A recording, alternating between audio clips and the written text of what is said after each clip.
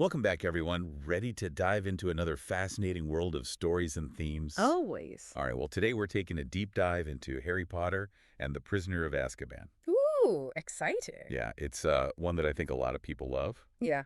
and it's full of this, really great stuff. Mhm. Um, Betrayal, obviously, we've got justice, and then truth kind of weaving its way in and out. Oh, definitely. I think this book really makes us think about how we perceive those things, you know? Yeah. Like, what happens when you realize everything you thought you knew was a lie? Yeah, and it really gets you thinking, doesn't it? Because, I was just rereading it, and it's like from the very beginning, you're introduced to Sirius Black as this, super scary figure. Right. Escaped convict, everyone's terrified of him. Exactly. And everyone believes, wholeheartedly, that he betrayed Harry's parents. Yeah. And then, to make matters worse, he escapes from Azkaban. Which is, like, the most secure prison in the wizarding world. No one escapes Azkaban. Right. So, of course, everyone freaks out. The whole wizarding world is suddenly in this state of, collective paranoia. Even Ron's dad, Mr. Weasley, who works at the Ministry of Magic, Right. he's convinced that Black is a serious threat to Harry. And you really feel that weight, on Harry. He's already dealing with so much, with the loss of his parents. And now this, it's like another layer of betrayal piled on top of everything else, especially since Black was supposed to be his godfather, someone who should have been there to protect him. Totally. And then I think what makes it even worse, or just more complex, is that we start to see, little hints that things might not be as they seem. Remember those moments when Harry encounters this big black dog? Oh, yeah. First in Magnolia Crescent, right? And then later on the Hogwarts grounds. Yeah, and it's weird because he's not scared of it at all, even though everyone else is terrified. It's almost like he feels some kind of connection to it, which is kind of creepy considering the whole Grimm thing. Oh, totally. The Grim, the Omen of Death. And let's not forget Professor Trelawney, our favorite divination teacher, with her constant predictions of Harry's doom. Always with the Grim looming in her visions. It just adds to that feeling that something's not quite right. Right. Like those little things you notice, but you can't quite figure out what they mean, like a puzzle piece that's just slightly off. And then, boom, the truth comes out in the shrieking shack. And it's like, whoa, hold on a second. Sirius Black, the supposed villain, is actually innocent. Yeah, that's a huge turning point in the story. The whole narrative shifts. And who's the real betrayer? Well, it turns out to be someone Harry thought he could trust. Scabbers. Ron's pet rat. I know, right? We find out that Scabbers is actually Peter Pettigrew in disguise. Yeah, this whole time Ron's been carrying around his parents' betrayer like it's his cute little pet. Can you Yeah. imagine the shock? Ugh, I know. Poor Ron.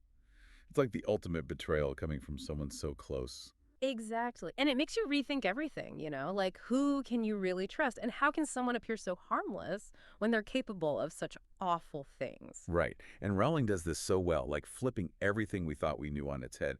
It's like the character we were supposed to fear turns out to be the one who was wronged, while the seemingly innocent one is the real source of danger. It's brilliant. And it makes you question your own judgments, right? How often do we make assumptions about people based on how they appear or what we've heard about them? Totally. And then just when you think, okay, phew, the truth is out, justice will prevail.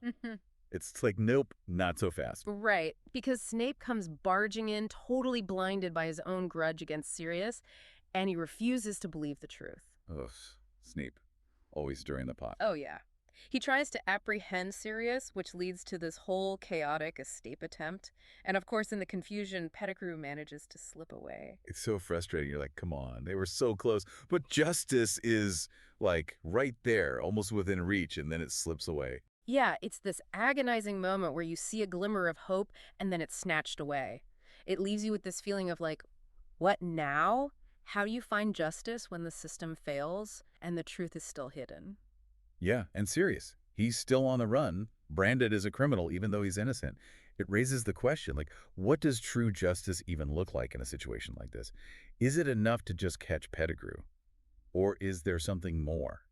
Something deeper that needs to happen for things to truly be made right? Yeah, it's a complicated question, and it's one that I think the book really makes us grapple with. Totally. And then amidst all this talk of betrayal and justice, we have this whole other element that just adds another layer of, fear and complexity to the story. You mean the Dementors? The Dementors, yes. Oh, they're terrifying. Literally soul-sucking guards of Azkaban, and now they're patrolling Hogwarts, supposedly to protect the students from Sirius Black. Right. But their presence creates this, chilling atmosphere of despair. They feed on happiness, leaving you with nothing but your worst memories and fears. It's like this constant weight of dread hanging over everyone. It's palpable, and for Harry especially, with everything he's already dealing with, the Dementors are particularly terrifying. Yeah, because he's so vulnerable to them. Like, he literally sees flashes of his parents' deaths, hears their screams. It's like he's reliving that night over and over again. Ugh, it's heartbreaking. But it's also in these moments where Harry is at his most vulnerable that we see a new character emerge as this kind of beacon of hope and guidance. Professor Lupin. Oh, yeah, Professor Lupin, the new Defense Against the Dark Arts teacher. He's great. He is.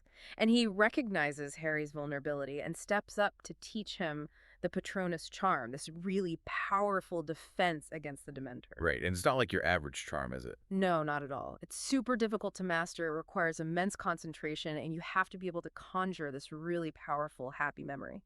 It's not just about the technique, though, is it? Like, for Harry, it's almost like he has to confront those buried memories, those dark moments that the Dementors exploit. Exactly. It's like he has to relive the trauma to find the strength to fight back. It's kind of like a metaphor for how we all deal with our own demons, right? Yeah. Like, sometimes to overcome fear and despair, you have to face those dark places within yourself and find the light that still exists. And that's what the Patronus charm is all about, isn't it? It's not just magic. It's like this manifestation of hope and happiness. It's about finding that inner strength to push back against the darkness.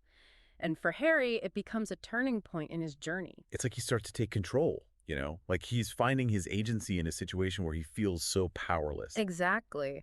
But just as Harry is starting to master his fears, we have another twist. This mysterious gift arrives, a firebolt. The firebolt. Oh my gosh. Yeah. The fastest broomstick in the world. And everyone's suspicious, right? Oh, totally. I mean, who would send Harry, the supposed target of Sirius Black, such an extravagant gift? Right. Hermione's convinced it's a trap, and even Professor McGonagall confiscates it to run safety checks. It's like this classic case of misdirection. You're led to believe that the gift is a threat, which just adds to that whole paranoia surrounding Sirius. Totally. But the truth turns out to be something completely different. Yeah, much more The heartwarming. firebolt was sent by Sirius, The fugitive godfather himself. risking everything to show his love for Harry, to give him this gift that represents, like, freedom and joy. Oh, it's a really powerful moment. And it shows that even in the darkest of times, there's still room for love, you know, for connection. But then it's like, okay, so Sirius is innocent, but he's still on the run, right? He can't just go back to his life. How can he clear his name and find true justice while he's still a fugitive? Ooh, good question. That's where things get even more complicated, and that's a story for part 2 of our deep dive. So we left off with Sirius, cleared, but still very much a fugitive. And of course, those Dementors are still lurking about. Oh, yeah, they're not just there to protect Hogwarts, right? They're there for Yeah. Sirius. Exactly. And their method of capture is pretty terrifying. We're talking about the Dementor's kiss, Yeah, it's not just death. It's like having your soul sucked out. leaving you an empty shell. Fate worse than death, some might say.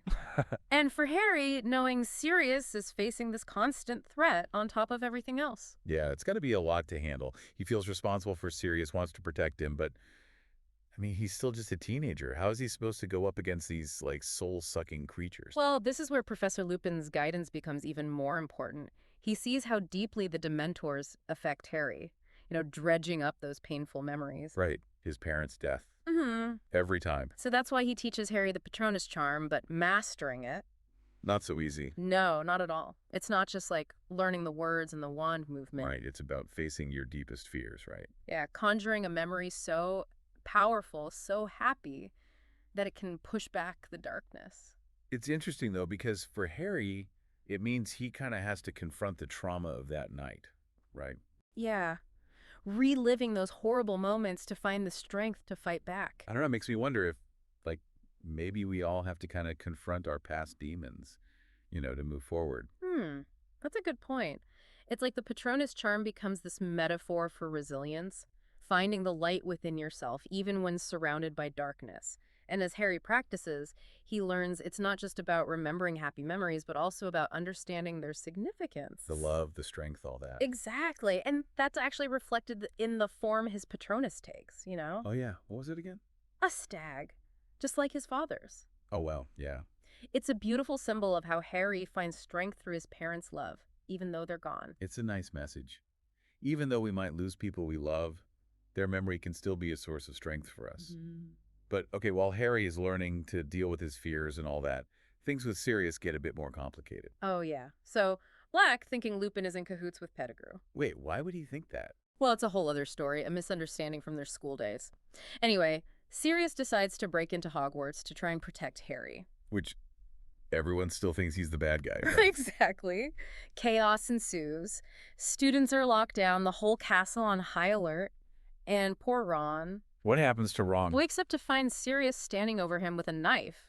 Oh, no. Yeah, talk about a terrifying experience. Of course, we the readers know Sirius wouldn't hurt Harry or his friends, Right. but Yeah, poor Ron. totally. It sets off this crazy chase through the castle, Harry and Hermione trying to figure out what's going on while avoiding getting caught themselves. And all this time, the Dementors are closing in. Oh, yeah, sensing their chance to finally get Sirius. The tension is insane. It's like they're being hunted on multiple fronts. Exactly. And where do they end up? Back in the Shrieking Shack.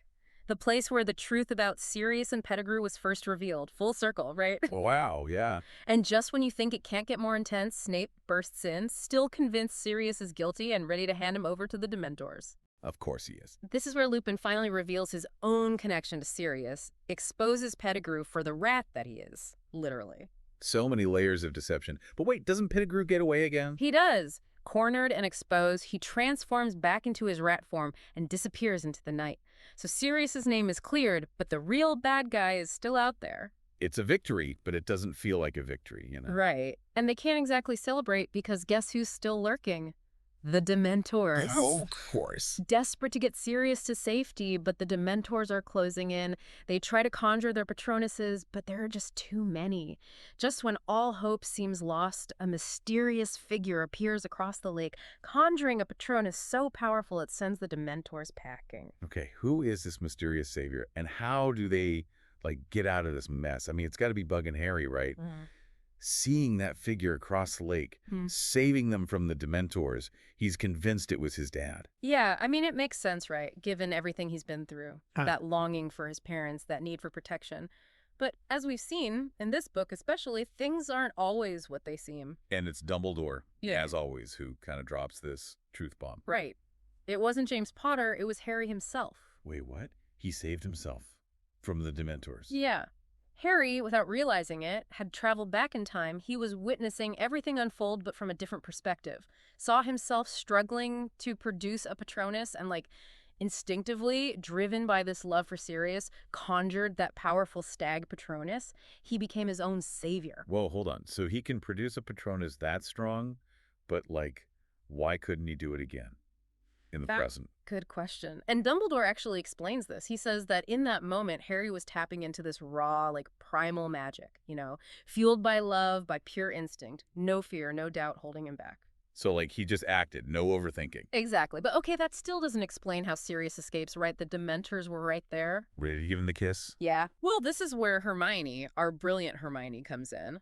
Remember the time turner? The one she's been using for classes, yeah. Dumbledore knows they're running out of time, so he gives it to Hermione and Harry. So they go back, but this time to actually do something. Exactly.